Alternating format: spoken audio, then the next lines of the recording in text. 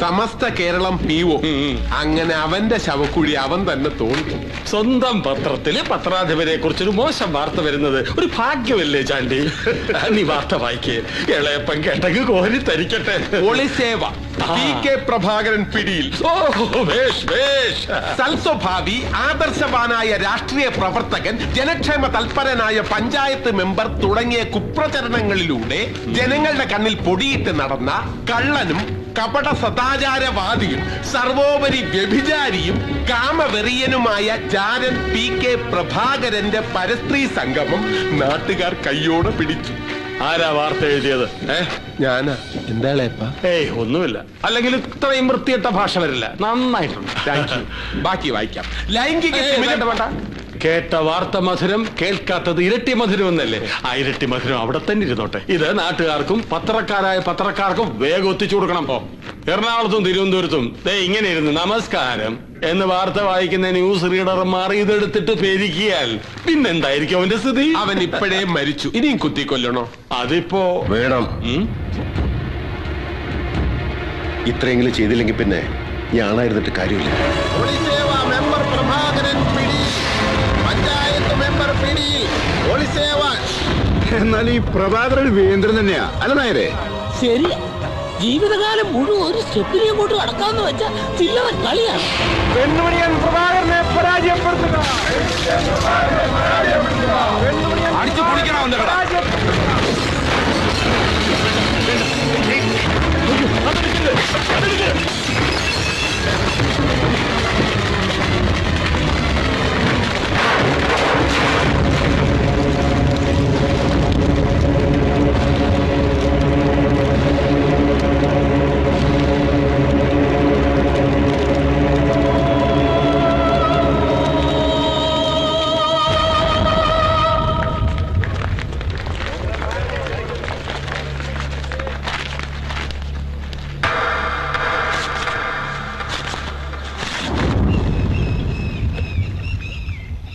പ്രഭാര,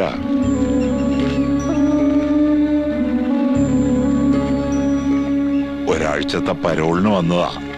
അപ്പോഴാ തന്റെ കഥകളൊക്കെ അറിഞ്ഞത്. അക്ഷരം കൂട്ടി പറഞ്ഞ നാളല്ലേ? ഇനി മാഷിന്റെ പഴി കൂടിയേ കേൾക്കേണ്ടതുള്ളൂ. എനിക്ക് വേണ്ടി കുറ്റമേറ്റെടുത്ത് ജയിലിൽ പോയത് വെറുതെ മാഷെ. ഏൽപ്പിച്ചതൊന്നും പൂർത്തിയാക്കാൻ എനിക്ക് കഴിഞ്ഞില്ല. വീട്ടുകാരുടെയും നാട്ടുകാരുടെയും മുമ്പിലൊക്കെ തോക്കാം. പക്ഷെ സ്വന്തം മനസ്സിന്റെ മുമ്പിൽ തോറ്റാൽ പിന്നൊരാൾ ജീവിച്ചിരിക്കുന്നതിൽ അർത്ഥമില്ല. നിന്റെ സമരത്തിന്റെ വഴിയൊന്ന് മാറ്റേണ്ട സമയമായി പ്രഭാര. നേരിന്റെ രാഷ്ട്രീയം ഇല്ലാതാകുമ്പോ നിലവിലുള്ള രാഷ്ട്രീയത്തിന്റെ നേരെന്താണെന്ന് കണ്ടെത്തണം.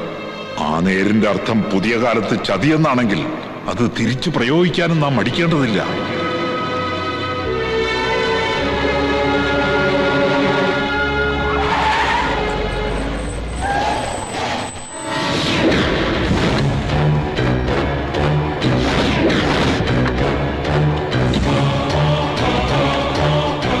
അതെ രാമകൃഷ്ണൻ, മൈക്കിൾ.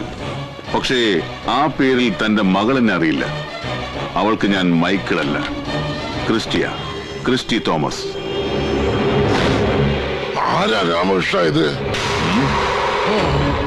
എന്റെ കയ്യിൽ ഉണ്ടായിരുന്നത് മുഴുവൻ നിനക്കും നിന്റെ പപ്പയ്ക്കും തന്നിട്ടല്ലേ ഞാൻ ഇങ്ങോട്ട് പോകുന്നത്? എന്റെ രാമകൃഷ്ണ, തന്നു തീർക്കാവുന്ന ബാധ്യതയാണോ താൻ ഉണ്ടാക്കി വെച്ചത്? പലിശ മാത്രം കണക്കൂട്ടിയാൽ തന്നെ താൻ തന്നത് മതിയാവോടോ? ഇനി ഈ വീടും പറമ്പും മാത്രമേ എന്റെ കയ്യിലുള്ളൂ. ദയവ് ചെയ്ത് എന്നെ ഉപദ്രവിക്കരുത്. തീർച്ചയായും മുതലായും പലിശയായുമുള്ള സകല ബാധ്യതകളും ഞാൻ അവസാനിപ്പിക്കാം. പക്ഷെ തന്റെ മകളെ എനിക്ക് വിട്ടുതരണം. അവളെ വിളിക്കേ പ്ലീസ്. എന്നോട് കരുണ കാണിക്കണം.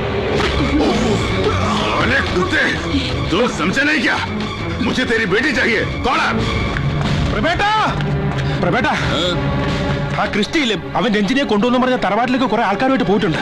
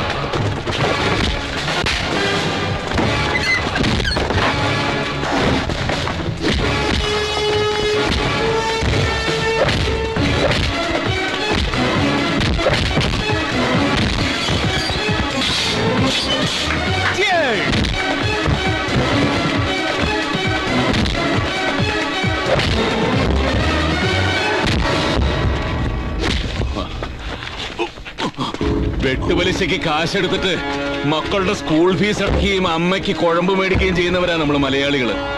കെണിയാണെന്നറിഞ്ഞിട്ട് നിന്നെ പോലുള്ളവർക്ക് തലവെച്ച് തരുന്നതേ വേറെ ഗതിയില്ലാത്തതുകൊണ്ടാ. അത് തിരിച്ചു വേണമെന്ന് വാശി പിടിക്കുന്നത് കഷ്ടമല്ലേ മക്കളെ? അതുകൊണ്ട് പോയത് പോയിന്ന് കരുതി മോൻ ചെല്ല്. ഓടാ.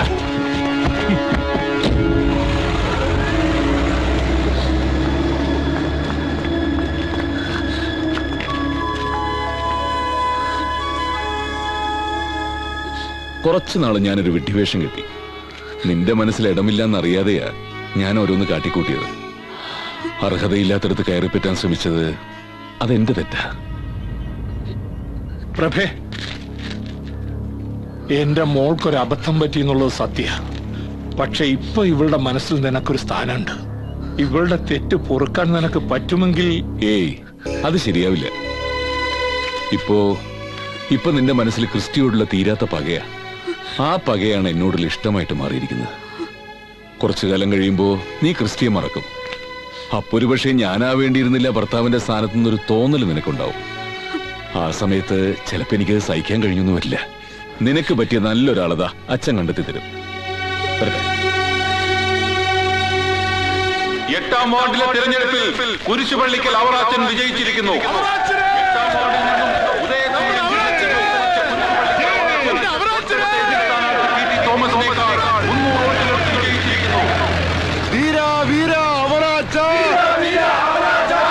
ലക്ഷം ലക്ഷം പിന്നാലെ അവറാച്ചൻ സിന്ദാബാദ്, അവറാച്ചൻ സിന്ദാബാദ്.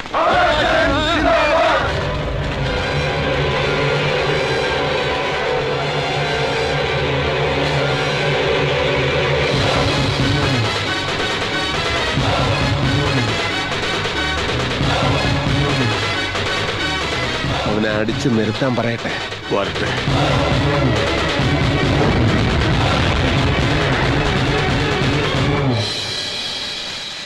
ചാണ്ടി മാല ഇടാനാണ് വന്നത്.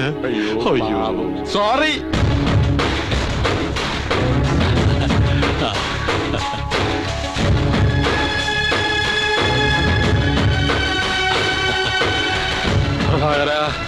സന്തോഷം. അടിച്ചു കൊല്ലണായി നായിന്റെ മോനെ.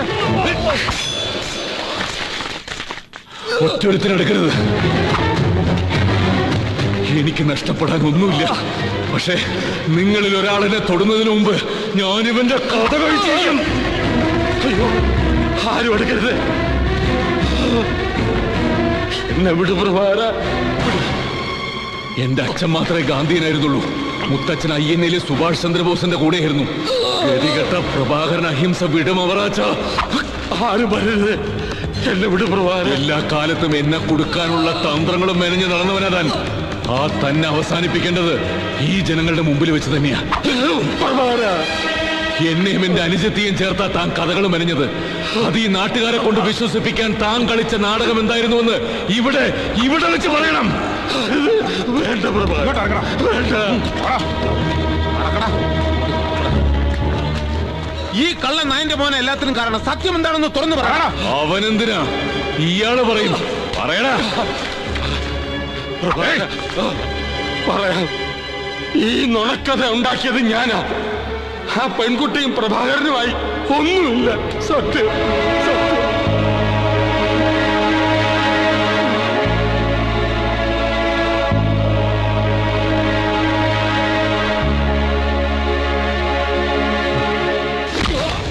അവറാച്ച, താൻ എനിക്കെതിരെ എടുത്ത് പയറ്റിയതൊരു പഴയ അടവാ. എന്നിട്ടും താൻ തന്നെ അതിൽ വിജയിക്കുകയും ചെയ്തു. താൻ പറഞ്ഞത് മുഴുവൻ ഈ നാട്ടുകാരെ വിശ്വസിക്കുകയും ചെയ്തു. അതവരുടെ വിധി. അതുകൊണ്ട് തനിക്ക് തരാനുള്ളത് തന്നേ പറ്റൂ.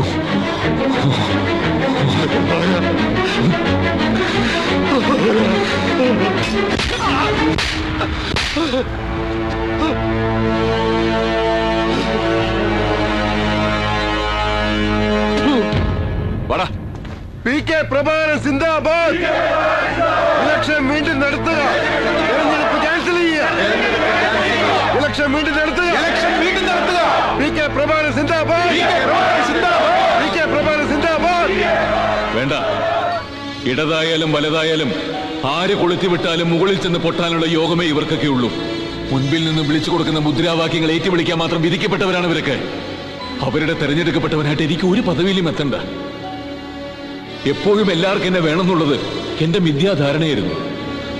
പ്രഭാകരൻ തോറ്റു, എന്നേക്കുമായിട്ട് തോറ്റു.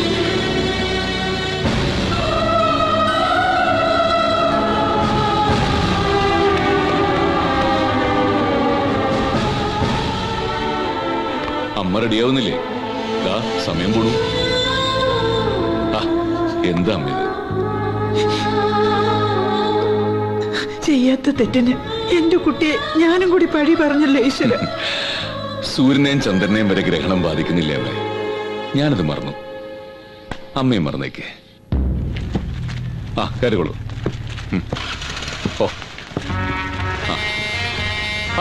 ഇതെവിടേക്കാ? ഒരു സമ്പൂർണ്ണ സായുധ വിപ്ലവത്തിന് ഇനി സാധ്യതയില്ല പ്രഭാകരൻ. ഞാനൊരു കാലഹരണപ്പെട്ട പുണ്യാളനാണെന്ന് ഇപ്പോഴാണ് എനിക്ക് മനസ്സിലായത്. ഗാന്ധിജിയുടെ ഗ്രാമസ്വരാജ്, ഇനി അതാണ് എൻ സ്വപ്നം. ഞാനും നിന്നോടൊപ്പം ഇനി എന്നും ഉണ്ടാവും. രഘുപതി രാഘവ രാജാറാം പ്രഭാകര, എനിക്ക് നിന്നോട് ഒരു പരിഭവമില്ല കേട്ടോടാ. ഇത് വാങ്ങ.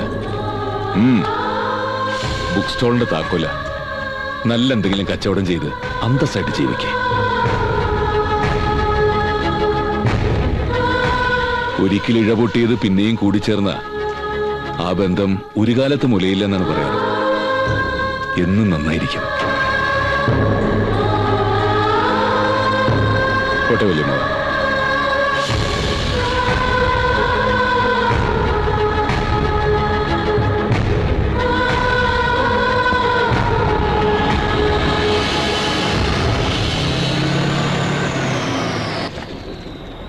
മോൾ ഇത്ര നേരത്തെ ഗാന്ധി മാർഗം സ്വീകരിച്ചോ? ആ ഗാന്ധിയുടെ മാർഗമല്ല മുമ്മേ, ദേ ഈ ഗാന്ധിയുടെ.